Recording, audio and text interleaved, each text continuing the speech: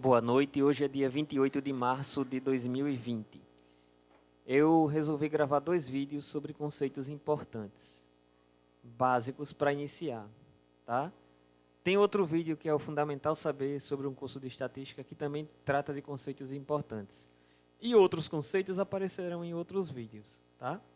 Mas eu quero também colocar isso de uma forma reflexiva, a partir desse ponto aí. Quando é que a estatística começou a ser importante? Tá? Aí eu vou colocar a capa de um livro chamado Uma Breve História da Humanidade, onde o professor Yuval Noah Harari faz um apanhado geral da história humana e dentro desse apanhado vem um desenvolvimento científico.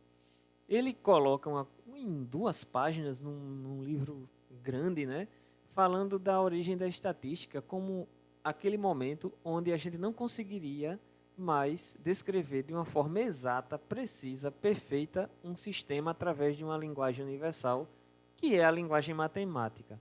Falo dos sistemas determinísticos, que basicamente são sistemas físicos e químicos. Tá?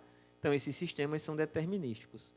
A famosa lei de Newton, F é igual a massa vezes a aceleração, é um exemplo disso, porque se eu tenho um corpo de massa m, eu sei que se eu tenho a entrada 2, vamos supor, eu tenho a saída 4. Se eu tenho a entrada 4, eu vou para uma mesma massa, eu vou dobrar a saída para 8, certo? Então, se eu tenho a entrada x, eu vou ter uma saída x. Se eu tenho a entrada 2x, eu vou ter uma saída 2x. São sistemas determinísticos. Diferentemente dos sistemas determinísticos, os sistemas ecológicos, biológicos, econômicos, sociais, você não tem uma lei física. São sistemas complexos.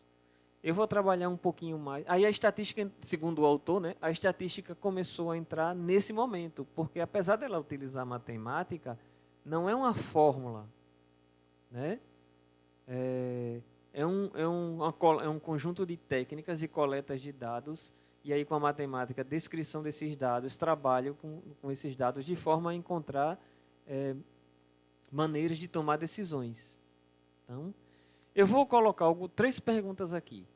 Uma mesma medida econômica funciona igual em todas as economias locais fragilizadas? Então, se eu tenho uma economia local fragilizada lá no sudeste da Ásia, aí o governo daquele país, em um país lá qualquer, Vietnã, China, seja lá qual for, investe em um determinado setor da economia e dá resultado em 2 anos. Aí isso significa que eu fizer a mesmíssima coisa numa região no Brasil pobre, vai dar o mesmo resultado? Vai dar o mesmo resultado nos Estados Unidos? Bom, vamos a outra pergunta. Uma mesma droga funciona igual em todos os indivíduos enfermos? Então, um laboratório na Inglaterra está testando uma droga e tem funcionado com pacientes lá. Eu, de cara, já digo para o meu paciente, eu médico, que usa essa droga para tratar a doença dele? Vamos lá.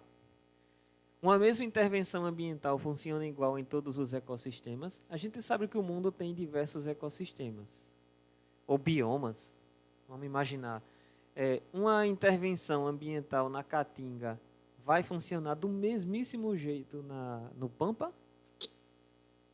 Tá? Essas perguntas, se eu fizer para vocês, algumas pessoas vão dizer, depende disso, depende daquilo, não dá para pensar do mesmo jeito, são condições diferentes, entende? Então começam a aparecer até expressões do senso comum, até para dizer que não é bem assim, gente. Aplicar num ponto do planeta não significa igual no outro.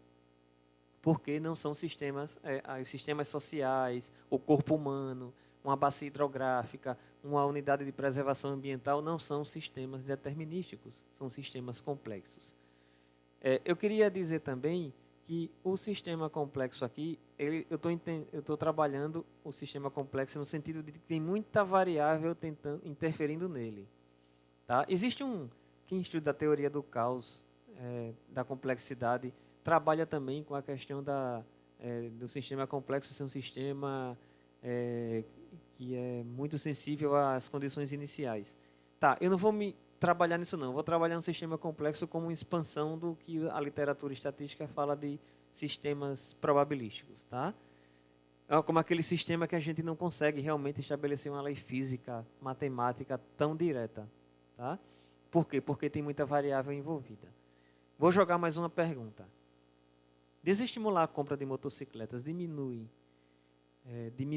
né, os gastos públicos em traumatologia nas unidades de emergência?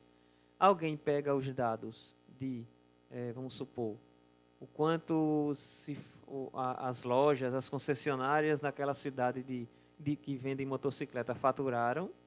Então, vou botar aqui, usar a palavra moto aqui, tá? E colocou isso no eixo da abscissa e colocou aqui, ó, os gastos em traumatologia no SUS, no Sistema Único de Saúde. E aí ele percebeu alguma tendência, assim, mais ou menos crescente, ó. Veja, é como se dissesse, opa, quanto mais se vende moto nessa cidade, mais o SUS tem que gastar com traumas. Aí alguém vai dizer, pô, não é assim não, isso não é uma lei matemática, existem outras variáveis. Vamos supor que essa variável 1 seja o número de pessoas nessa cidade que pilotam sem habilitação. É uma causa também. Outra pessoa diz, opa, não é bem assim. Eu tenho o seguinte, a situação das vias da cidade não é boa, não está bom. É uma causa também. Então não é só o investimento na economia, na compra de motos, entendem? A estatística ela vai tentar ver quais são as variáveis mais relevantes do processo, tá? E pode ser que seja uma variável 3, 4, ou a 1, a 2 e a 4, entende? Então pode ser que chegue à conclusão que realmente eu posso trabalhar só com a variável de faturamento das lojas, tá? De venda das concessionárias de venda de moto. E aí eu posso taxar aqui de forma mais agressiva e desestimular, entendeu? Então é assim que funciona a estatística. Para isso, resumindo, né? Em sistemas complexos podemos ter muitas entradas que explicam uma única resposta. Bom, mas vamos lá. Mas se eu analisar somente uma variável ou uma entrada, né? Significa que vai ter sempre a mesma saída? A história do F é igual a M vezes A? É assim? Não.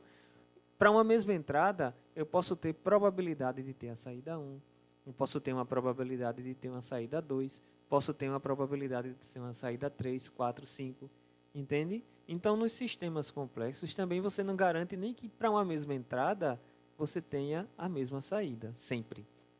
Em sistemas complexos, podemos ter muitas respostas para uma única entrada. Muitas respostas para uma única entrada. Bom, então, a gente precisa monitorar os sistemas complexos e verificar quais são as variáveis mais relevantes. Monitorar significa gerar dados. Precisamos de dados. Ninguém faz análise sem, no mínimo, ter dados. Precisamos de dados de monitoramento e de técnicas estatísticas, então, para tomar decisões mais acertadas, com menos incerteza, com menos erro. Precisamos responder perguntas, né? Agora, por exemplo, nessa pandemia, precisamos responder tantas perguntas, não é mesmo? Então, uma delas é se o isolamento realmente funciona, em que condições. Aí a estatística vai nos ajudar. Certo? Bom, mas aí a gente vai trabalhar o que são os dados e o que fazemos com eles em um próximo vídeo, certo? Muito obrigado.